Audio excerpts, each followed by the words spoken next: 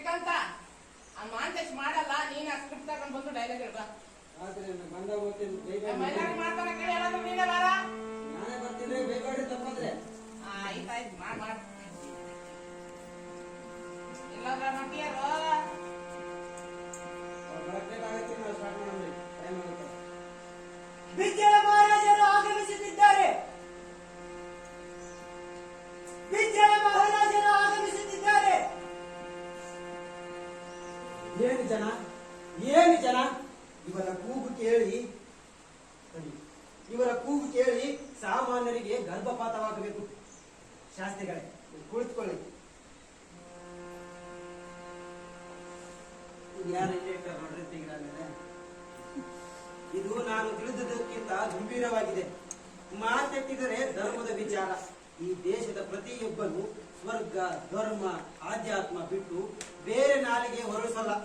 ನಿಮಗೇನನಿಸುತ್ತದೆ ಶಾಸ್ತ್ರಿಗಳೇ? ಜನ ಈ ದಿನಗಳಲ್ಲೂ ಕೂಡ ಉಪ್ಪು, ಮೆಣಸಿನಕಾಯಿ, ಈರುಳ್ಳಿ ವಿಚಾರ ಮಾತಾಡ್ತಾರೆ ಅಂತೀರಾ?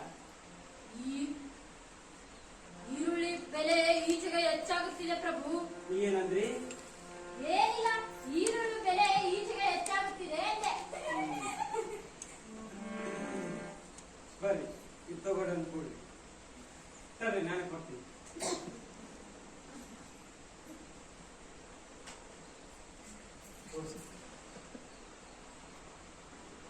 ಇದು ಎದ್ದು ಕಾಣುವ ಇನ್ನೊಂದು ಗುಣ. ಬಾಯಿ ಬಿಟ್ಟರೆ ವ್ಯಂಗ್ಯ. ನಿಮ್ಮ ದುಃಖದ ಗಳಿಗೆಯಲ್ಲೂ ಹೇಗೆ ತಮಾಷೆ ಮಾಡಬಲ್ರಿ? ಮನುಷ್ಯ ಅಂದ್ರೆ ಹೀಗಿರ್ಬೇಕು. ತಮ್ಮ ಭಗವದ್ಗೀತೆ ಇದನ್ನ ತಾನೇ ಹೇಳೋದು.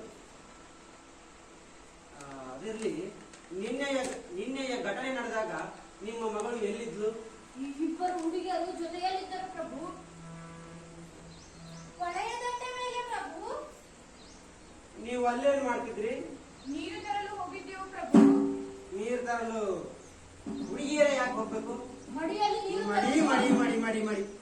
ನಿಮ್ಮ ಮಡಿ ಇಲ್ಲದಿದ್ರೆ ಯಾವ ವಿಧವೆಯಾದರೂ ನೀರು ತರಬಹುದಿತ್ತು, ಶೂದ್ರನಾದರೂ ತರಬಹುದಿತ್ತು. ಈ ಎಲ್ಲ ಗೋಳು ತಪ್ಪಿತ್ತು. ಘಟನೆ ನಡೆದಾಗ ನೀವು ಇರ್ಲಿ ಅಂತ ಪ್ರಶ್ನೆ ಎಲ್ಲಕ್ಕೂ ನಿಮ್ಮಲ್ಲಿ ಪ್ರಶ್ನೆ ಇದೆ, ಉತ್ತರ ಇದೆ. ಕಾಲಹರಣ ಬೇಡ. ಹೌದು, ಈಕೆ ಯಾರ ಮಗಳು? ಈಕೆ ಶಂಕರ ದೀಕ್ಷಿತರ ಮಗಳು, ಉಮಾ ಅಂತ ಹೆಸರು. ಈಕೆ ಗೋಪಾಲ ಪಂಡಿತರ ಮಗಳು, ಸುಮಾ ಅಂತ ಹೆಸರು.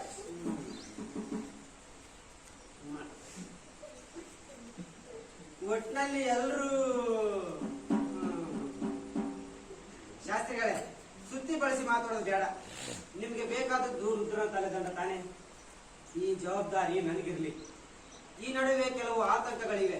ಬಸವಣ್ಣನವರ ಶರಣ ಸೈನ್ಯ ಕೈಕಟ್ಟಿ ಕೂರುವುದಿಲ್ಲ. ಅದಕ್ಕೆ ನಾನು ಸಂಕ್ರಾಂತಿಯ ಬಲಿಯ ಬಗ್ಗೆ ನಿರ್ಧರಿಸಿದ್ದೇನೆ. ಒಂದೊಂದು ಸಲ ನಿಮ್ಮನ್ನು ಬಸವಣ್ಣನವರನ್ನು ನೋಡಿದರೆ ನಾನೆಂತ ದಡ್ಡ ಅನಿಸುತ್ತದೆ. ಬಸವಣ್ಣನವರು ಭಂಡಾರ ವಹಿಸಿಕೊಂಡ ಮೇಲೆ ನಮ್ಮ ರಾಜ್ಯದ ದೇವಾಲಯಗಳಿಗೆ ಹೊಸ ಕಳೆ ಬಂದಿದೆ. ಅನಗತ್ಯ ಕೊಂಕು ಬೇಡ, ಹೇಳಿ. ಕೊಂಕಲ್ಲ ಪ್ರಭು, ವಾಸ್ತವ ಸಂಗತಿ ಮುಂದಿಡುತ್ತಿದ್ದೇನೆ. ತ್ರಿಪುರಾಂತಕ ದೇವಾಲಯದಲ್ಲಿ 10 ಕಾಗೆಗಳು ಗೂಡು ಕಟ್ಟಿಕೊಂಡಿವೆ. ಬ್ರಹ್ಮ ದೇವಾಲಯದ ಚಾವಡಿ ಛಿದ್ರವಾಗಿದೆ. ನಾರಸಿಂಹ ಕಟ್ಟಡ ಶಿಥಿಲಗೊಂಡು ಮುಂದಿನ ಮಳೆಗಾಲದಲ್ಲಿ ನೆಲಸಮವಾಗಲಿದೆ. ಅರ್ಚಕರಾಗಲು ಕೂಡ ಜನ ಹಿಂದೆ ನಿಂತಿದ್ದಾರೆ ಪ್ರಭು. ಮನೆಯವತಿ ದೇವಾಲಯದಲ್ಲಿ ಕಳುವಾದ ಒಡವೆ ಇನ್ನೂ ಸಿಕ್ಕಿಲ್ಲ. ಅಲ್ಲಿ ಅರ್ಚಕರ ಮೇಲೆ ತಪ್ಪು ಹೊರಿಸಲಾಗಿದೆ. ಆದರೆ ಅದು ಅರ್ಚಕ ಮಾಡಿದ ಕಳುವಲ್ಲ ಎಂಬುದು ಮಕ್ಕಳಿಗೂ ಕೂಡ ಗೊತ್ತಿದೆ ಪ್ರಭು. ಆಪಾದನೆಯ ಪಟ್ಟಿಯೇ ನಿಮ್ಮಲ್ಲಿರುವಂತಿದೆ. ಸಂಸ್ಕೃತದ ಒಂದು ಶಬ್ದ ಕೇಳಿದರೂ ಜನ ಸಿಟ್ಟಿಗೇಳುವ ಗೇಲಿ ಮಾಡುವ ಕಾಲ ಬಂದಿದೆ ಪ್ರಭು. ಬ್ರಾಹ್ಮಣರು ಊರು ಬಿಟ್ಟು ಹೋಗುತ್ತಿದ್ದಾರೆ. ಶರಣರ ಉದ್ದಟತನ ಹೆಚ್ಚುತ್ತಿದೆ ಪ್ರಭು. ಶೂದ್ರರು ನದಿಯ ದಂಡೆಯ ಮೇಲೆ ಸಾಲಾಗಿ ನಿಂತು ಬ್ರಾಹ್ಮಣರು ನೀರು ಮುಟ್ಟದಂತೆ ಮಾಡುತ್ತಿದ್ದಾರೆ ಪ್ರಭು. ಶಾಸ್ತ್ರಿಗಳೇ, ಇದನ್ನು ಕೇಳಿ ಕೇಳಿ ನನಗೆ ಸಾಕಾಗಿ ಹೋಗಿದೆ. ದೊರೆಗಳು ಒಂದ ಕೇಳಿದ ಮೇಲೆ ಮತ್ತೆ ಮತ್ತೆ ಅದನ್ನ ಕೇಳುವಂತಾದರೆ ಕ್ಷಮಿಸಬೇಕು ಪ್ರಭು. ಯಾಕೆ ಕ್ಷಮೆ?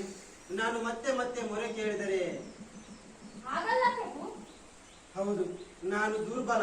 ಈ ಗೋಳು ಒಂದು ದಿನದಲ್ಲ. ನೀವೇ ಯಾಕೆ ಕಚ್ಚಾಡಿಕೊಂಡು ಒಂದು ನಿರ್ಧಾರಕ್ಕೆ ಬರಬಾರದು? ಅದು ನಿಮ್ಮಿಂದ ಆಗುವುದಿಲ್ಲ. ನಿಮ್ಮ ಹೆಂಗಸರು ಆ ಶೂದ್ರರನ್ನು ನೋಡದಂತೆ ಯಾಕೆ ಮಾಡಬಾರದು? ಅದು ನಿಮ್ಮಿಂದ ಆಗುವುದಿಲ್ಲ. ಈ ದೇಶದಲ್ಲಿ ಯಾರು ನಿಜವಾದ ಶರಣ, ಯಾರೂ ಅಲ್ಲ ಅಂತ ಒಂದು ಪಟ್ಟಿ ಯಾಕೆ ಸಿದ್ಧಪಡಿಸಬಾರದು? ಅದು ಆಗುವುದಿಲ್ಲ. ತರುಣಿಯರೇ, ನೀವು ಕೊಂಚ ಎದ್ದು ನಿಂತುಕೊಳ್ಳಿ.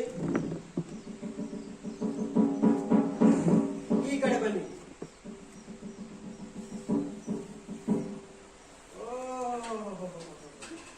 ನೀವು ಕೂತಾಗ ಇಷ್ಟು ಚೆನ್ನಾಗಿದ್ದೀರಿ ಅಂತ ಅನಿಸಿರ್ಲಿಲ್ಲ. ವೇದ ಪುರಾಣದ ಸಂತೋಷದಲ್ಲಿ ಬೆಳೆದವರು ತಾನೇ ನೀವು. ಕಾಳಿದಾಸನ ವರ್ಣನೆಗೆ ಅನುಸಾರ ರೂಪುಗೊಂಡವರು ತಾನೇ. ಪ್ರಭು, ಬಸವಣ್ಣನವರು ಆಗಮಿಸುತ್ತಿದ್ದಾರೆ. ಹಾ, ಅಲ್ಲೇ ಕೊಠಡಿಯಲ್ಲಿ ಕೂರಿಸು, ನಾನು ಬರ್ತೇನೆ. ಅಪ್ಪಣೆ. ಶಾಸ್ತ್ರಿಗಳೇ, ಎಲ್ಲ ಕಣಲಿ ಪಡಸಾಲೆಯಲ್ಲಿ ಕೂತ್ಕೊ. ಪಟಸಾಲೆ. ಅಲ್ಲೇ ಪಟಸಾಲೆಯಲ್ಲಿ ಕೂರಿಸು, ನಾನು ಬರ್ತೇನೆ. ಅಪ್ಪಣೆ ಪ್ರಭು. ಶಾಸ್ತ್ರಿಗಳೇ, ಬನ್ನಿ.